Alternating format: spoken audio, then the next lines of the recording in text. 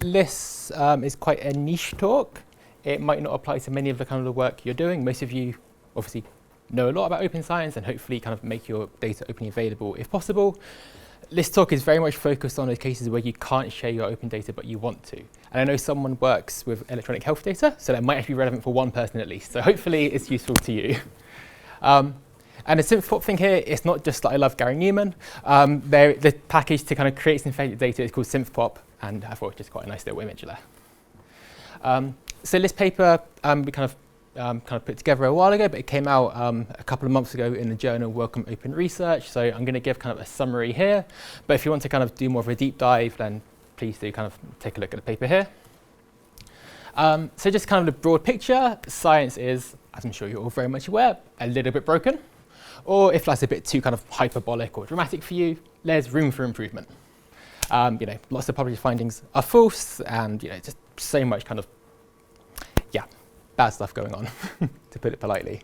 So what are some of the kind of reasons for this? Again, I'm sure very familiar to most of you. So there's kind of p-hacking, hypothesizing after results are known, publication bias and the file drawer effect, kind of like lack of kind of statistical knowledge and kind of errors in analyzing data, kind of pervasive small sample sizes, and kind of like the incentives which kind of academics work under are not necessarily conducive to producing good science. So if you put all of this together, you essentially get like a natural selection of bad science, where basically the people who kind of engage in these practices kind of publish the most, get the most funding, and therefore that kind of perpetuates this cycle, which is just pretty awful. So what do we get? We get, as a result, we don't just get kind of bad science, we also get, which is potentially more damaging, there's a lack of trust in scientific results as well. A couple of people have said already today, like kind of when you see a paper, there's always the first kind of like initial thing is like, is that actually true? And that shouldn't really be the default kind of opinion we have when reading science. We should kind of trust it and think, okay, yeah, this is done well, and I should kind of believe the results. So how do we improve science? There are lots of different ways we can do this. One of the kind of the small things which forms part of this is we need open data to see whether results are reproducible. So by knowing whether results actually do reproduce, we can have more trust in the kind of scientific process, and that the conclusions of the paper are actually kind of correct. But as we know, many papers don't openly share data, and as we've seen, this does vary quite a lot between different disciplines. And again, even if data are available, sometimes analyses themselves aren't completely reproducible. So having open data can help spot any errors in analyses, which is super useful. People are human, they make mistakes, so these things can happen.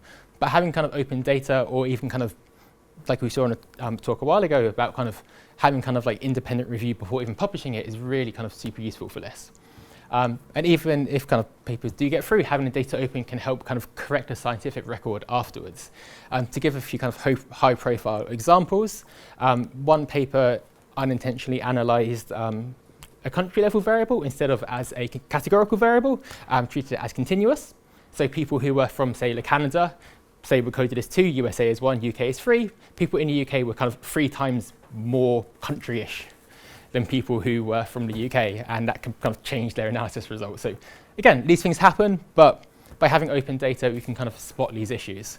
And to give another example, slightly embarrassing, there was a recent kind of RCT clinical trial where the exposure and outcome, the control and experimental groups were actually kind of coded the wrong way around in analyses. So basically the results were completely the wrong way around compared to how they were reported.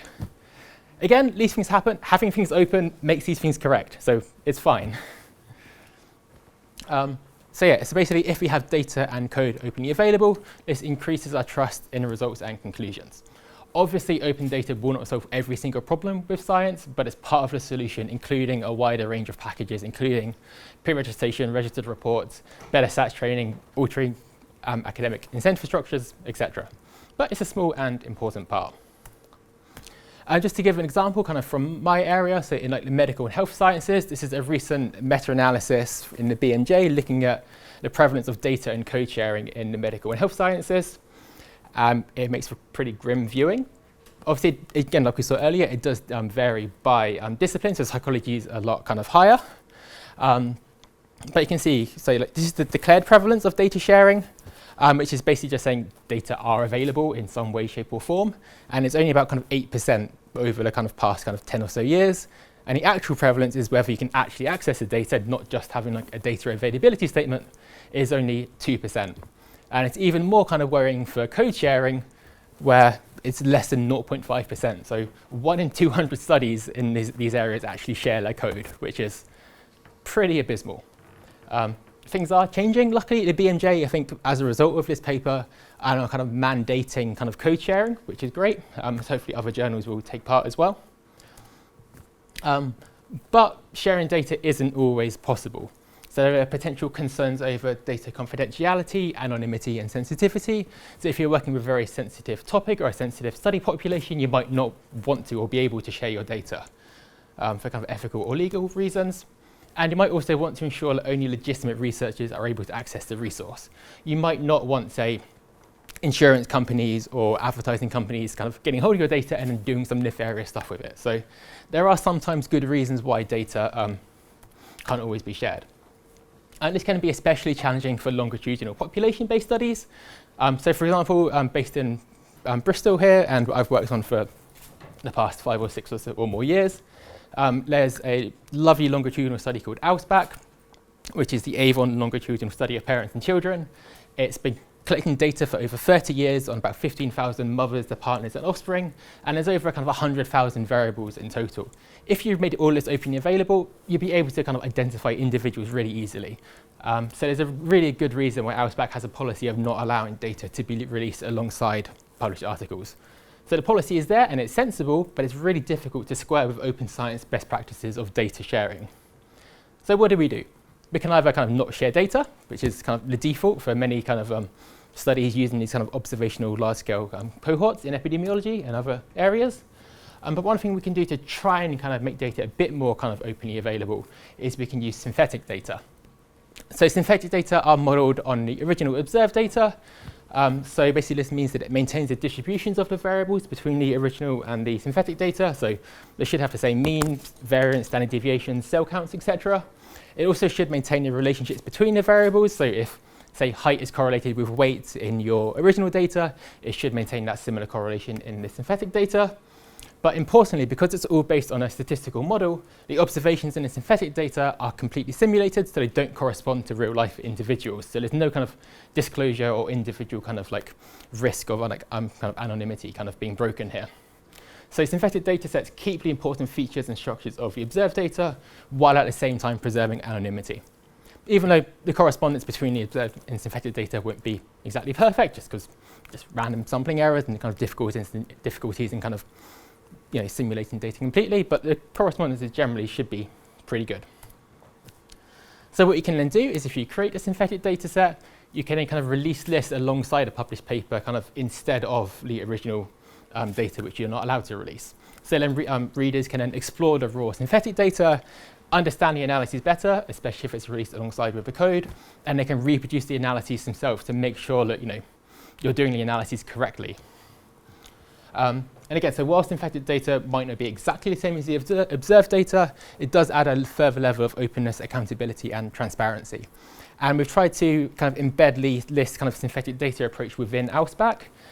So over the past 6 months, we've kind of basically released guidelines for people using AUSBAC data if they want to release synthetic data to try and kind of promote this. I don't know exactly how many people are doing it. I'm trying to do it, so there's at least one person, but hopefully it will kind of take off a bit more in the future. So how do we create synthetic data sets?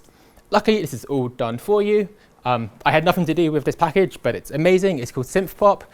It's an R package, and it can be used to generate synthetic data sets. It's a really wonderful website. Gives lots of information, lots of kind of applied examples. It's well worth having a look. And the default, it does the model is called like tree-based, so kind of like machine learning kind of ish models. It doesn't matter how they work, they work. And it also kind of provides commands for statistical disclosure control. For instance, it might just be kind of by chance people who are uniquely identified in both the observed and the synthetic data. And even though it's kind of, you don't necessarily know which people those are or if that corresponds to a real person, you might want to kind of be a bit overcautious and remove those people from the synthetic data set just in case there's any risk of disclosure. So you can do things like that. And there's some really nice tools within SynthPop for comparing observed and synthetic data.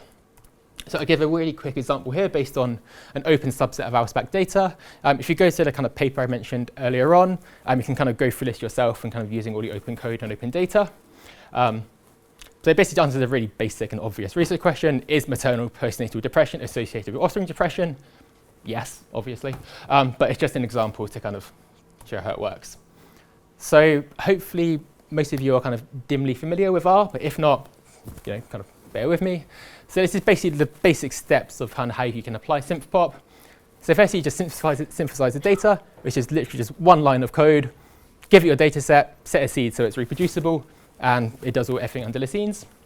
You can then do what I said, kind of with the statistical disclosure control. You can remove uniquely identified individuals. Again, it's just kind of one line of code, really. And then you can do some really nice kind of comparisons between the observed and synthetic data, both at the kind of like variable by variable level and the relationships between variables as well. So you can feed it a regression equation, and it will kind of compare side by side the observed versus synthetic data. So just to kind of give an example of what these look like. So this is kind of just the ALSPAC data set or some of the variables in it. So in dark blue, you've got the observed data, and in lighter blue, you've got synthetic data. And these look pretty much the same, really. A bit of kind of random variation, but that looks pretty good. And if you kind of compare the regression results as well, there's a little bit of variation, but overall the kind of like regression kind of parameters look pretty much the same between the two. So it does seem to kind of reproduce the fidelity of the kind of observed data as well, which is great. There are some caveats with using kind of this approach. Hopefully it should be quite obvious that these synthetic data sets shouldn't be used in place of the actual observed data for research purposes. There are going to be differences between the observed and synthetic data, so you only really want to use the observed data for research because there could be minor differences which could kind of be hidden if you use the synthetic data, especially for kind of small effect sizes. And again, hopefully it's kind of obvious that you should always release the original observed data if you can. Synthetic data should only really be a last resort if you are unable to share your original data. If you're working with more complex data sets, so kind of multi-level or kind of hierarchical data sets, SynthPop was primarily designed for data sets with independent observations, so it might not be suitable or kind of work as well for more complex data sets. But even if you kind of synthesize a data set and it's not exactly the same as the original one, it still can be useful to kind of present that and kind of release that even if you don't get exactly the same results, just to kind of so people can still kind of use the code even if you don't necessarily get similar results. Currently, SynthPop is only available in R, not Stata or other programs, although I think there is a user-written version of it for Python, if there are any Python users out there. But the steps using it are really quite simple. So again, in the paper, there's examples of how you kind of apply these methods using R, so it's quite simple even if you're not necessarily familiar with R, hopefully. One other caveat I kind of forgot to add here, but should mention, if you do want to release synthetic data, it's worth running this by whoever owns the data to begin with, because they might be funny with it. Just because if they're unfamiliar with synthetic data, it's worth kind of running it by them just to make sure. So I had to kind of work quite hard and kind of build together some guidelines for ALSPAC to kind of get on board with this. So some other kind of people you're working with, kind of who kind of maybe a bit kind of unsure about data sharing, definitely run it by them. Don't just release synthetic data without telling them. So in summary, share your data, but if you can't, share synthetic data. And just to kind of end on a nice quote by evolutionary ecologist and statistics guru Richard McElreath, just to kind of show that the focus on science really should be on the data and the analysis, as these are the scientific product. The paper is just an advertisement. So we need to pay a lot more attention to the kind of the data and how we get to the paper, rather than just trying to kind of show the paper as the final thing. So hopefully this is kind of helping towards that goal in some way. Cool, and thanks to various people. And there are some kind of links here to GitHub repo for synthetic data you can look at, and some other links as well which might be of interest. Cool. Right, thanks everyone.